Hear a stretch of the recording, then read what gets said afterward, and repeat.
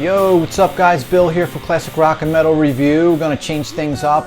In this episode, I'm going to be a little self-indulgent here and document my trip out to Living Dead Weekend, Monroeville, Pennsylvania. It's a horror convention, 3 days. Focus being Dawn of the Dead, 1978 movie. It's been one of my favorite movies since about 1983. Don't worry, our normal programming's coming back. My next 3 videos are going to be a Sabbath bootleg review, followed by a Zeppelin review of a CD, and I also just happen to have the DVD of the same show, so I'll do a duel on that one.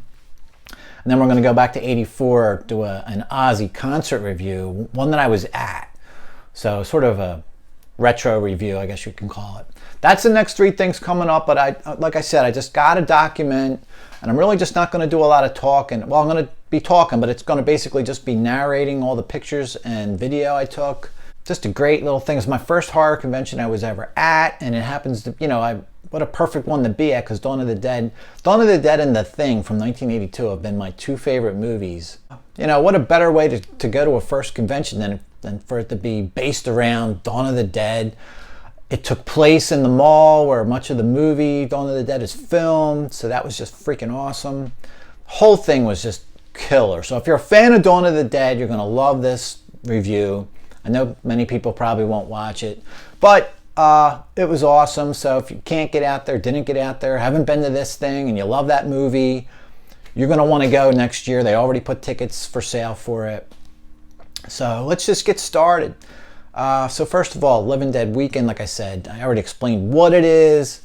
Dawn of the Dead was the 1978 sequel to Night of the Living Dead. So George Romero, the director, and I think partial writer of the first one, directs Dawn of the Dead in 1978. Being from Pittsburgh, George Romero just felt that, he didn't need to go to Hollywood to make a good movie. He had a lot of quality people right there in the area. All the locations are right in the area from the movie, and there's only like a half dozen locations even in the movie, really. Most of it, like I said, takes place in the mall. I did get to one other location. I got to the airport, that was like, I think, my favorite thing about it. And there's just so many things that I saw and did and whatever. But that stands out for me. It was very surreal just staring at that building that I've stared at and watching that movie 50 times or more. Anyway, we'll get to all the videos and pictures, so I'm just going to start running down some stuff. Like I said, I first saw the movie in 1983. Actually, a buddy of mine, he asked me to go to the Ozzy concert coming up in January of 84, and so we did a couple sleepovers, and luckily we both had Betamax players. He brought over literally a duffel bag full of horror movies to watch, at a sleepover at my house. I won't even go through the list, but it was stuff I never even heard of, like Motel Hell and Toolbox Murders, Basket Case, Children Shouldn't Play with Dead Things, all this crazy stuff. And he was sort of like DJing it, where he would put on like 40 minutes of one. The Hills Have Eyes, Texas Chainsaw Massacre, first one, obviously. We're talking that was the only one out at the time. Then he put on Dawn of the Dead, and that one I was like, you're not turning this one off, buddy. We watched that whole thing. I taped it off him soon thereafter, and then eventually, I don't even think I actually owned an official copy of that until maybe 6-7 years later. I had a copy taped from him I watched the hell out of. So that's my history with Dawn of the Dead, just since late 83. I've loved the movie. The Thing was my favorite movie, which I saw in the theater right before that, the year before. Anyway, those 2 have stuck as my favorite movies since. So what a perfect event to be my first horror convention, Like I said, the convention takes place right in a mall where most of the movie's filmed. I got to that other location. I did the tour. They do a tour where they take you throughout the mall. A lot of places that are off limits to the general public to see all the locations where the filming was done. That was incredible. There's a museum, a full-time permanent museum in the mall, like in one of the store areas or former stores. And it's really cool. I mean, we spent a good 30 or 40 minutes in that thing. There's probably about 10 different rooms dedicated to different movies or different directors or whatever. Super cool. Take you through all that stuff.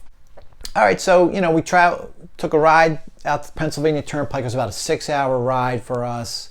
Stayed at the Doubletree Hill, right in the parking lot of the mall. The Living Dead Museum, or Living Dead Weekend, I should say, They have like a discount code for you to get a cheaper rate there, so that's what we did. So we stayed 3 nights. It was great. We got there the night before, got the party, then we hit the convention the next morning. It starts at 12 for VIPers, which we did the VIP ticket. Gets you all 3 days passes, 2-hour early admission to the first day, Friday, and a swag bag, which had some bunch of cool things in it, and including this shirt. So more than paid for itself in my eyes. Like it's a no-brainer. So Friday morning we walk up to the mall entrance, which was first of all just so surreal in and of itself. Just seeing Monroeville Mall above the doors. Like, you know, I've been watching this movie for coming up on 40 years, man. So crazy cool. We got a couple selfies outside of that. We're walking up to the mall, and from another direction, walking up to the same doors, there's Tom Savini.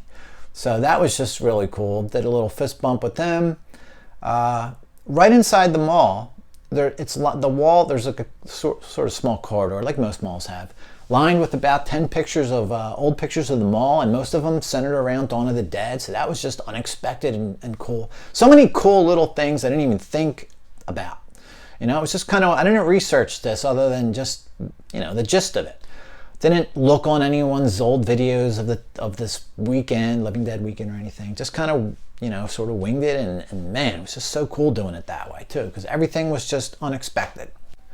So the convention itself is sort of centered around one of the lobby areas when you first walk in the mall. Down on the first floor where the clock tower used to be, that clock tower from the movie's gone. You really only see that at the very end of the rolling the credits, but anyway. That's where the little stages and seating for the question and answer segments. There's a George Romero bust that I think got it just put there a few years ago. It's permanently in that area, so it's cool. I got a selfie with that. We started by just walking through. There were about 6 or 7 halls full of vendors and, you know, actors signing stuff. The first guy I saw was the jumpsuit zombie, and I'm sorry I forget his name. But you know, it was my first selfie with an actor, so I was kind of like a kid in a candy store, man. I've never really been to a horror convention, and I loved Dawn of the Dead, so this was just like, man, this whole thing blew me away. Some of the merchandise there was pretty cool. Here's this guy that made these light boxes, you know, off of movies. They're all handmade, you know, kind of cool. I bought this Dawn of the Dead one. He has some larger ones. They're maybe like 9 inches tall. This one's more like 6-7 inches because this is where it goes in my living room. Looks amazing at night when I watch TV. Turn everything out except for this. They have a bunch of shirts there. Cool, like mostly horror related shirts, but not everything. But and just some stuff for kids and, you know, non-horror fans there. There were like collectible cards. Bunch of collectible action figures, as you can see, but also some toys, some of them being vintage and a little pricey, others just regular toys you might see in the store right now. Bunch of old video games for sale. Then on to some of the vendors that sold like horror props. Some of these things were really cool, some, you know, face masks and things. Really intricate stuff, though. You want to be wearing these at the Halloween, most likely. They're collectibles. A lot of cool wall art, mini posters and posters. Ran into Jim Crute. Jim is, I hope I'm saying his name right, I think I am. He's a helicopter zombie from that scene at the airport where they're refueling. And that zombie comes trying to climb over the crates to get to Roger, and helicopter blades take off the top of his head. That was one of the most amazing stunts I ever saw. I was almost a little disappointed when I found out how they really did it, but anyway, having that 2-hour early VIP admission, I think totally paid for itself.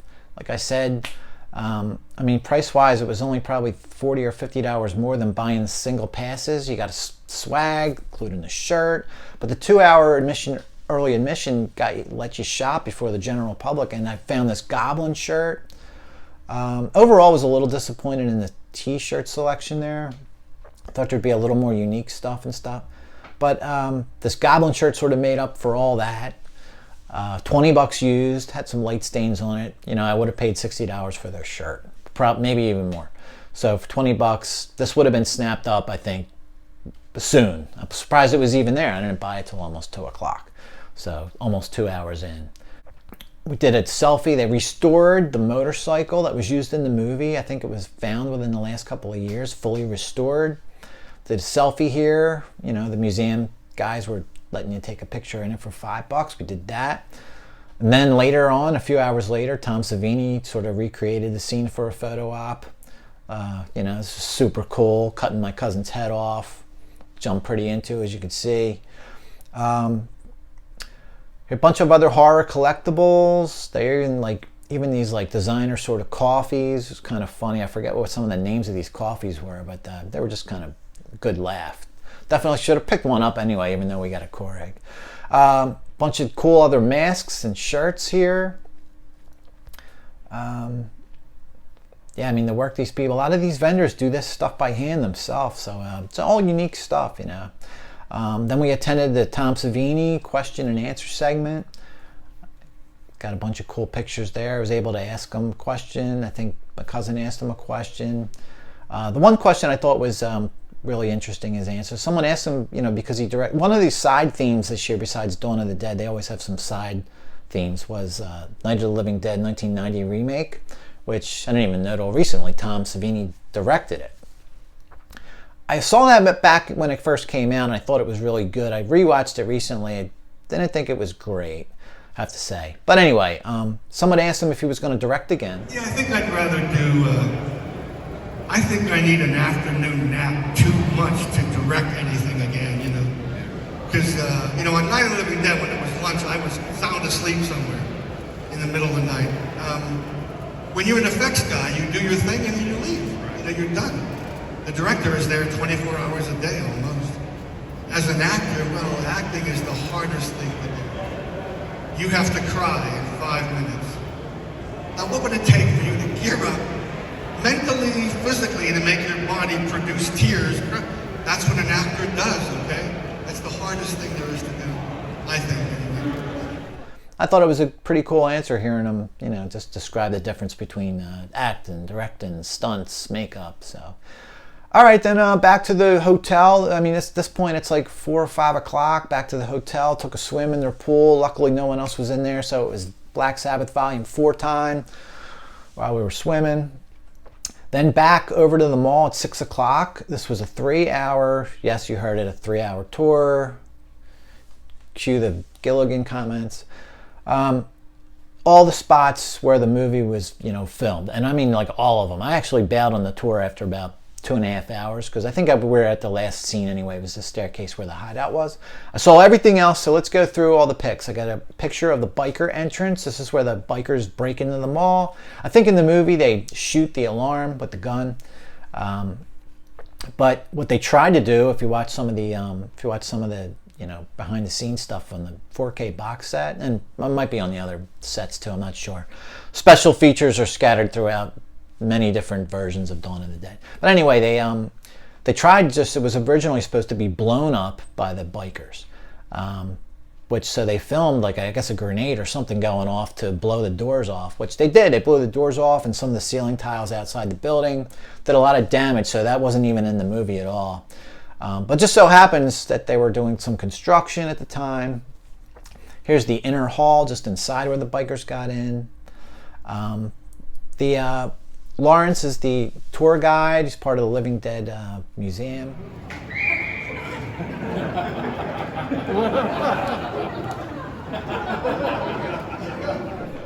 He's your tour guide. He knows a ton about everything. He's as nuts about Dawn of the Dead as I am, and some of you, I'm sure, are. If you're watching this far in, then you too. Matches up a lot of the spots in the mall to the movie using, like, the marble tiles. So you can tell which column people were leaning against. Or behind the scenes still of the heroes standing with their guns pointed. Mm-hmm. Okay, if you look at that, look beside Roger's rifle, there is a marble column, and you can match the pattern on the column up there. It might be hard to see, it's so small, but the pattern of the marble matches up there, so they would have been standing right here, facing the mall. There's even a bullet hole, I think, or a bullet mark still from one of the scenes. Shows you where Tom Savini jumps off the second level when he's shot by Peter. Floor, the upper level. That is right here. It is the exact spot right here where Tom Savini jumps over the railing. Shows you some of the back hall. All the back hallways there look the same. They have that brown paint up to about 4 feet, and then they're white above that. Takes you to the boiler room.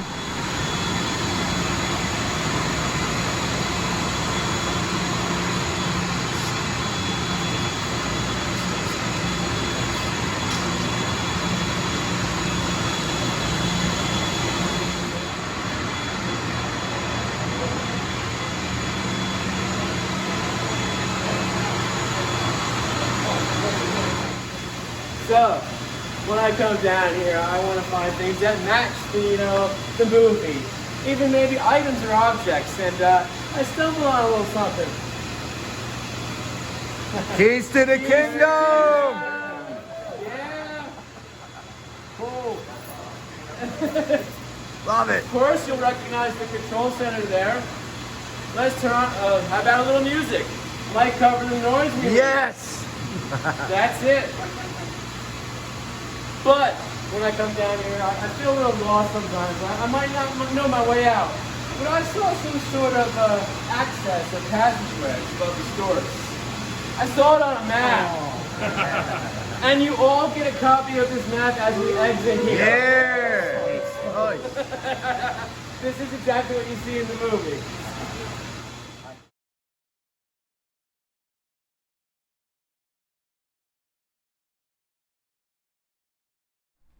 We went to the boiler room. That was another super highlight, I would say. Boiler room's very intact from back in the day. I mean, it just looks the same. I don't know what else to say. That was awesome. Then Lawrence is cool because he sort of tries to do his best impersonation of the movie, and he imitates the guard scene where Steven runs out of bullets.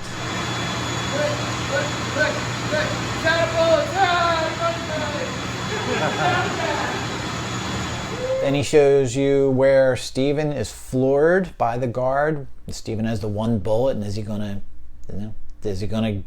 live or die? All good stuff, man. So much fun being in that location. Then he tells you this.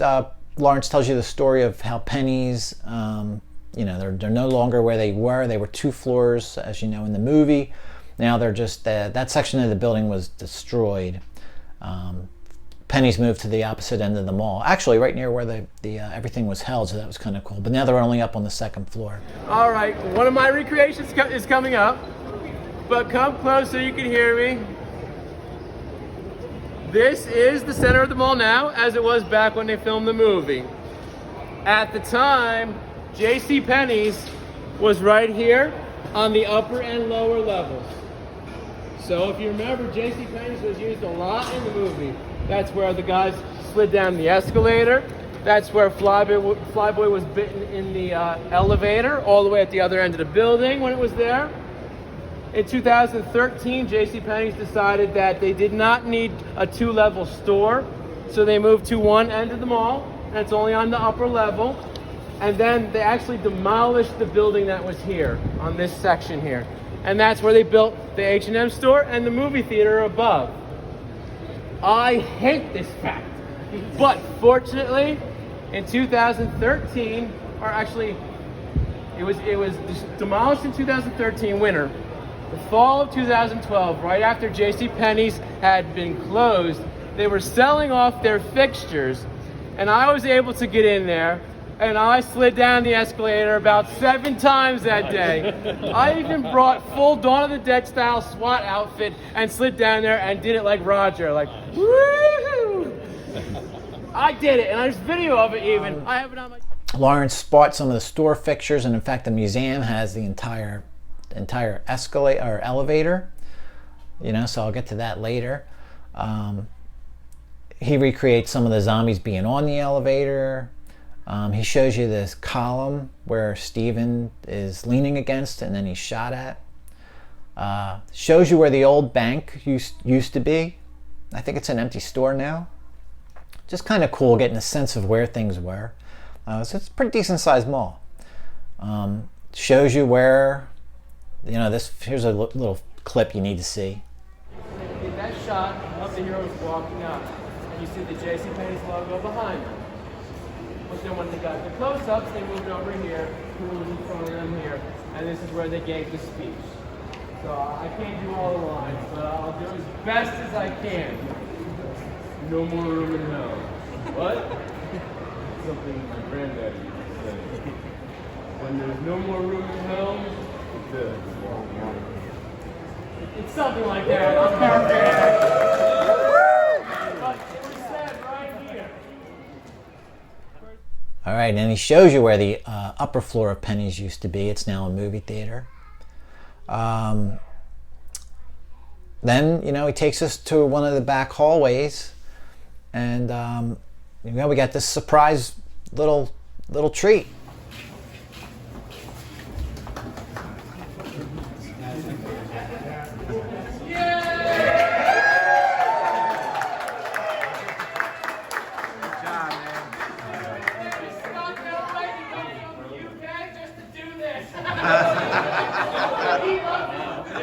All right, that's cool. I forget that dude's name. I should have wrote some of these names down, but that guy was awesome. Takes us through another hallway, headed to the hideout. There's a bunch of old ads leading down that hallway too, which I thought were really cool. Something from Christmas, I think 1980. Or no, there was a Christmas picture, then a 1980 clearance sale. The Steelers sort of involved in this one ad. Then into something called Store Wars ad from 1983. Just some cool stuff, random shit around the mall. There's a 3-photo memorial near one of the entrances to the mall towards dawn. Got a picture of that. There's a really cool one there with the fountain with the zombies. I love that picture. Picture of Dario Argento and George. All right, so that was Friday. I'm going to try to get it a little speeded up here. I think we're going on to, really it was just there one more day anyway. So Saturday, we started out the day getting to the Flyboy photo op. That was really cool. They took you inside the museum where I said the original elevator is, did this picture. That was awesome. That dude's so cool and looks great. So we went inside the museum once they opened. There's a whole Night of the Living Dead section in there, and they even have this old looks like a radio from the 30s or 40s broadcasting the news that's on the movie, I think. But it's just so cool. So here's that video. Forecasting with each report. It's difficult to imagine such a thing actually happening, but these are the reports we have been receiving and passing on to you. Reports which have been verified as completely as is possible in this confused situation. It is happening. Flesh-eating ghouls. All persons who die during this crisis, from whatever cause, come back to life to seek human victims, unless their bodies are first disposed of by cremation. Then you get on there. There's a Dawn. There's about a dozen sections in the museum. So then on the Dawn section has a bunch of like fact boards and pictures from the there's like even a model there of the mall. Loved all that stuff. Helicopter Zombie. They have the mask he wore and the whole setup. That was kind of cool. Then you see some rare Dawn of the Dead props and pictures. A bunch of JCPenney's memorabilia, like I mentioned earlier, was saved. Then you have part of the actual, like I said, the elevator itself, of course, that we did the photo op in. That's there. There's also the escalator. There's some pictures of that. They salvaged 3 of the steps from that and the little side panel. That's really kind of cool. There was a zombie film room. It was all just like zombie related movies. So you got I didn't realize this at the time because I didn't watch it until I got back, but Shockwaves, that movie from I think 76, 77 maybe. They got some of the one guy from there, and of course Bub from Day of the Dead, some more Dawn of the Dead stuff. There's a Mall of Fame there that has the handprints of a bunch of different actors and Tom Savini, like in red, so that's kind of cool to see. They have some original props from the mall itself that I guess they updated the lighting fixtures. So here's one of the original lighting fixtures from the mall. Definitely looks, well, late 60s is when it was built. Evil Dead, they have the Evil Dead 2. They have the cabin, you know, and work shed, you know, front doors or whatever. So cool. Then off to back to the convention itself and the vendors. My cousin got pictures with Russ Striner from the original Night of the Living Dead. Bill Moseley, got some video action of him signing stuff for my cousin. Then some pictures of him at the Q&A. It was pretty cool. And here's a little video of him talking about Tom Savini sending him the Night of the Living Dead 1990 script and asking him which character he wanted to be. Chop top, the leather face mask. I mean, he just did amazing work of that. And we became great friends. And after that was finished, a couple months went by. I was back in Los Angeles, and I got a call from Tom saying, "Hey, I'm directing the remake of Night of the Living Dead. Would you? I'm going to send you a script and pick any character." And I went, "Okay." So he sent me the script. This was back in the days when you actually had to send it in the mail. And I got the script, read it, thought it was fantastic. And I called him up and I said, "I'd like to play Harry, the guy in the basement that was played by the late great Tom Tolles." And he said, "Well, pick any character, just make sure it's Johnny." So I thought that was pretty cool. Then, you know, it's like the last day for us because we were going to get out of Dodge early the next day. So luckily I found a couple really cool shirts, you know, right before we were about to call it a night. BP Trucking, of course, they were the trucks used to block the entrances. You know, I forget this dude's name who came up with. He does these, you know, shirts himself. And then, of course, one from Friday the 13th. Then on to Ken Faree photo op. That was cool. Cool guy. A little aloof at the Q&A. He said he didn't want to talk about anything old, so we got up and left. But cool. He also signed this poster back here for me earlier in the day. That was awesome. So that's my first. All these years I never even had a Dawn of the Dead poster, so now I do. Plan on going back next year to get as many zombie autographs as I can. And then that night there was a VIP mixer party, you know, only for VIPs. I think it was 9 to 11. Man, we had a lot to drink before we even went to it, but we still went over, had a couple more beers. They were serving Iron City beer, which they were sold out of, or not sold out of because they were comp, but they were done with quick. Definitely underestimated people's knowledge of the movie there, not having enough Iron City. So I asked the bartender girl to give me the empty case. So then we, you know, and then we just sort of were walking around with the empty case, acting like it was full, up and down the escalator to let people think we were bringing more beer.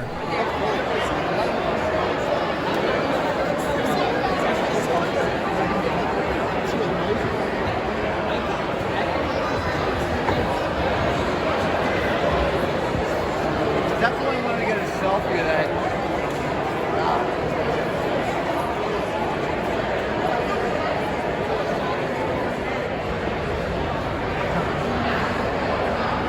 Fuck you. Just being goofballs. It was fun, man. That was it for Saturday night. And on the Sunday, we basically were getting out of town, hungover, went out to breakfast, and ended up a mile or so away from the mall, and ended up about a half mile from the airport. So here's a bunch of pictures from airport scene. And here's like well, I'll show you the pictures, a couple pictures here. Then I took like a 3-minute video if you want to tour the building itself. Here we are, the fucking Dawn of the Dead airport house, building, whatever. It's still here. Down this way we got the hangars. Over here behind us, fucking runway. And then we walk over here is where the pumps were.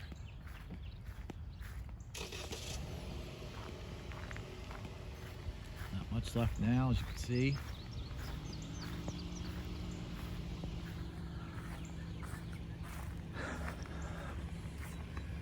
cool. I don't see any crates laying around. The old connection's still there. Awesome. I don't know what that is over there. Looks like some kind of, maybe that's where they like loaded the pumps. I'm not even sure. This is where the runway was. I'm wondering how long this place has been closed. I don't even know. Let's walk up to the building. I'll have to go down to the hangars themselves. But I'm not supposed to be back here, so I'm not gonna do all that. Luckily it just stopped raining. Let's go check out the building, man. It's fucking great.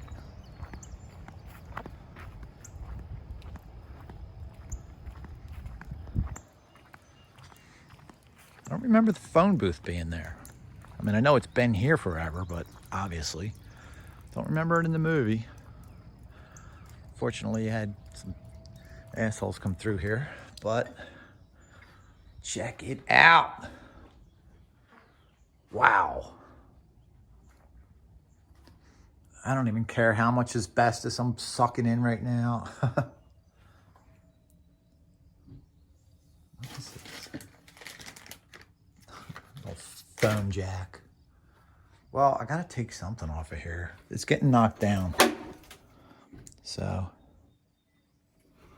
what a shame.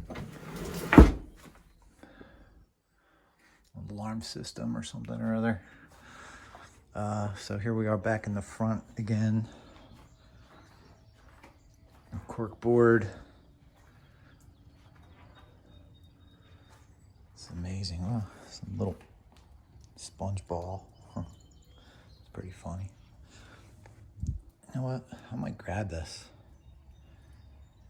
Allegheny Health Network. It's obviously nothing old.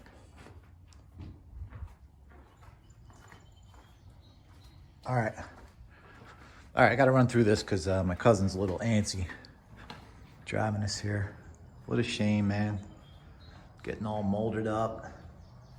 Wow, just so glad to even get here, man. We're lucky this building even freaking exists still, right? Crazy. Well, one window's not broken. All right, this is so cool. Wish I had time to go through those hangars, but not to be. Some Christmas decorations. Just wanted to show you guys, man, and save this for myself, obviously. This is awesome.